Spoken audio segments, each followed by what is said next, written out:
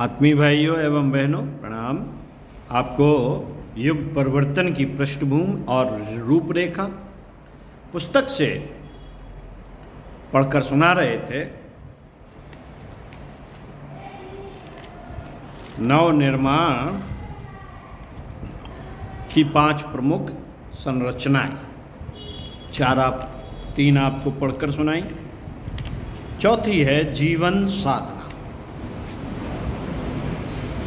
कोई साधना करें या ना करें साथियों, जीवन साधना जरूर करनी चाहिए। पढ़ते हैं जीवन साधना क्या है।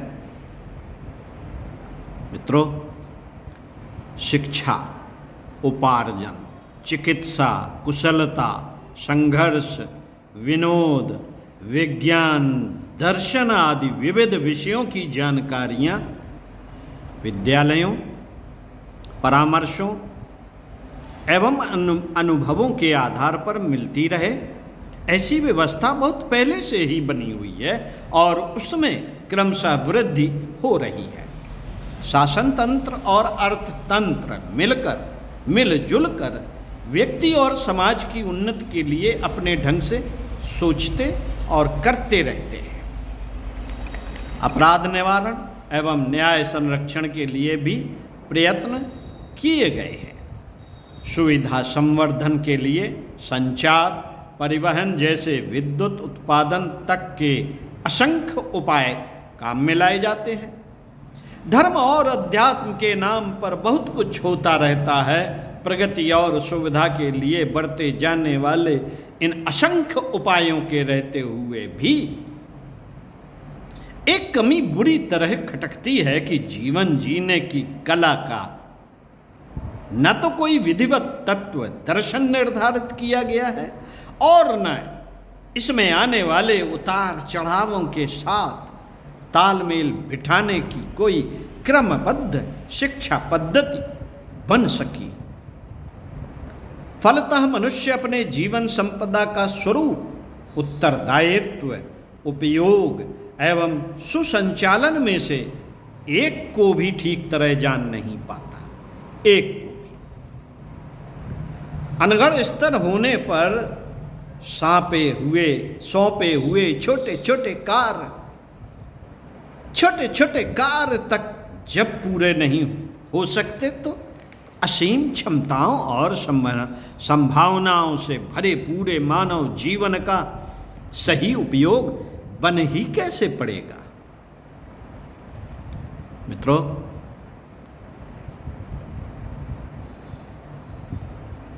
काम को हाथ में लेते समय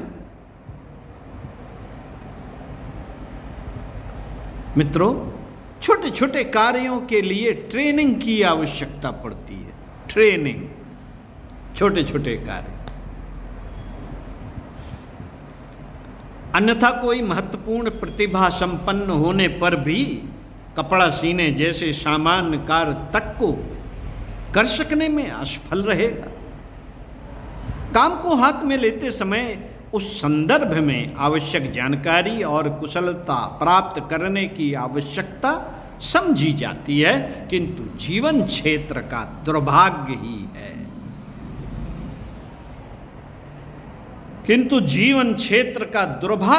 है। कि इतने बड़े तंत्र संचालन का उत्तरदायित्व संभालने के लिए अभी तक कोई विधिवत व्यवस्था करने की बात सोची तक नहीं जा सकी। उस प्रशिक्षण का ढांचा खड़ा करना तो हो कैसे सकता था।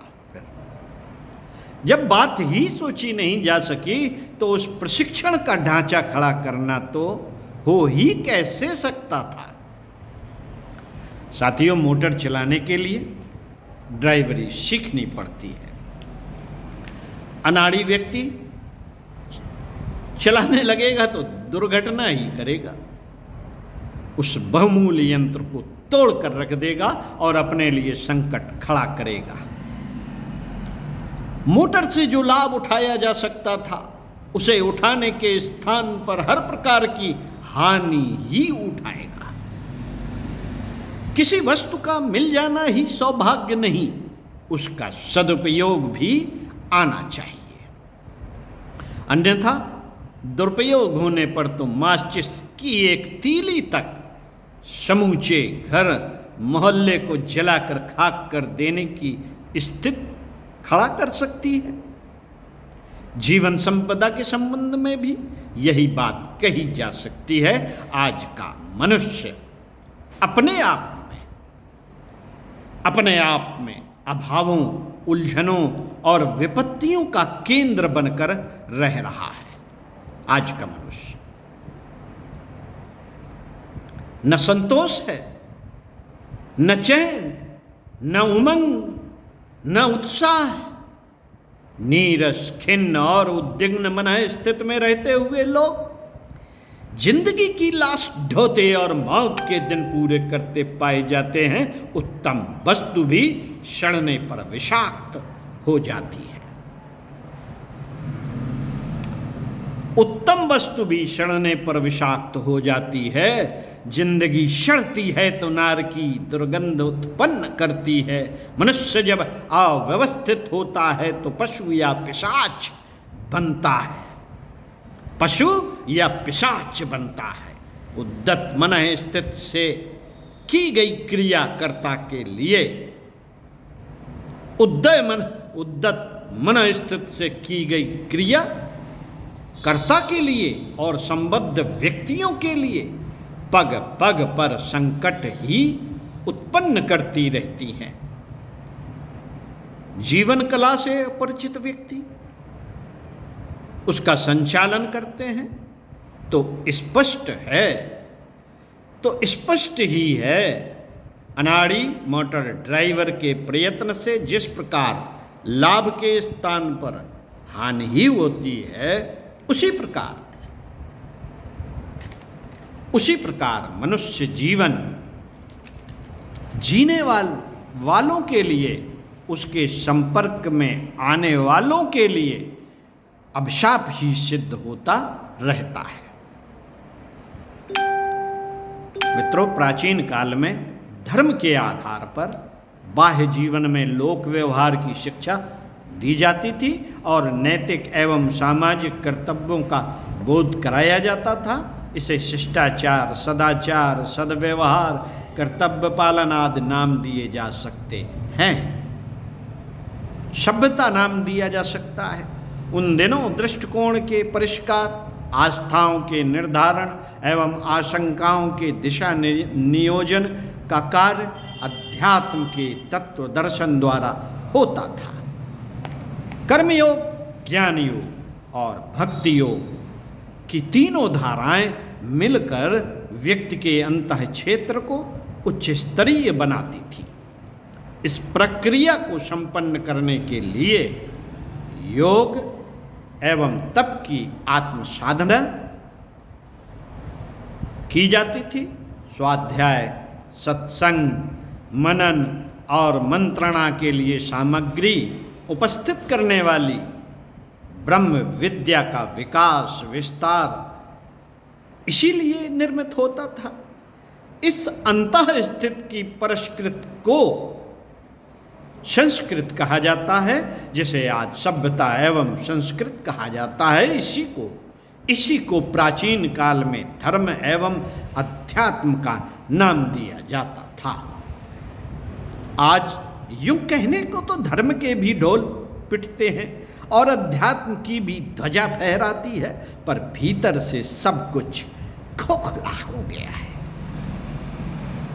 सब कुछ खोखला हो गया है। जीवन में प्रखरता और उत्कृष्टता भर देने वाले तत्व उनमें से प्रायः निकल ही गए हैं। कलेवर का ढकोसला, कागज और खपच्चियों की सहायता से बने रामलीला का कौतूहल पूरा करने वाले रावण की तरह जनसाधारण के लिए एक अजूबा भर बना हुआ है। इससे बन कुछ नहीं सकता। इससे बन कुछ नहीं सकता।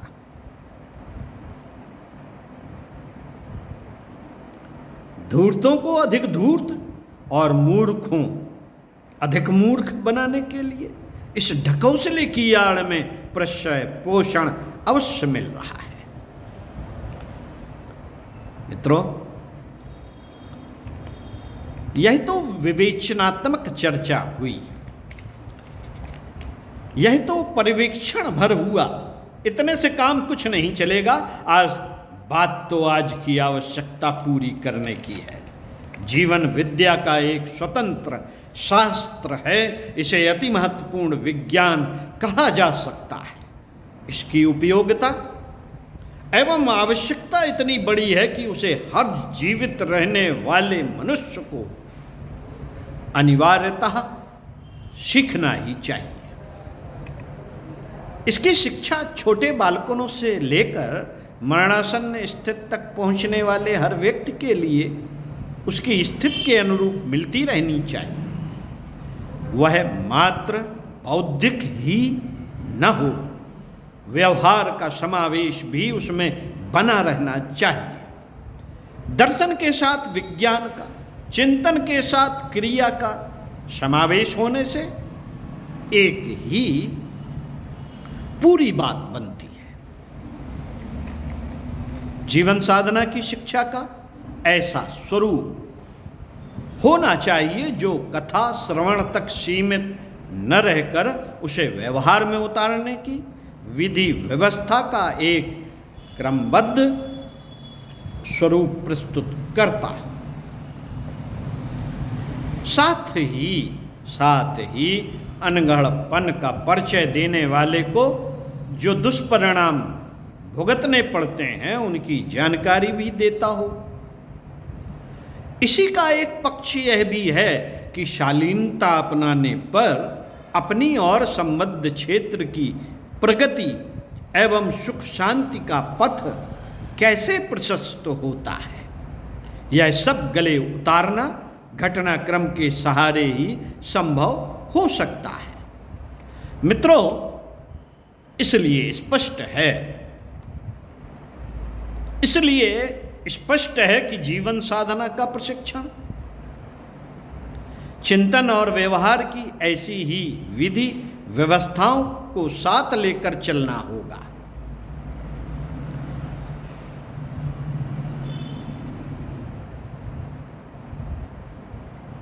उसमें श्रव्य और दृश्य दोनों ही मिले हुए हों। श्रव्य सुनने वाला और दृश्य यानी कि दिखने वाला दोनों ही मिले हों, ऐसी व्यवस्था को लेके चलना होगा। समझाने भर की ही बात हो तो भी उसमें उदाहरणों, घटनाओं, कथानकों और संस्मरणों की भरमार रहनी चाहिए। इनका स्तर हर व्यक्ति की आयु एवं स्थिति के अनुरूप बनाना पड़ेगा। हर किसी के लिए एक जैसी शिक्षा बना देने से बात बनेगी नहीं। ओम शांति। साथियों, आगे पढ़कर सुनाएंगे जीवन साधना से अगले वीडियो में।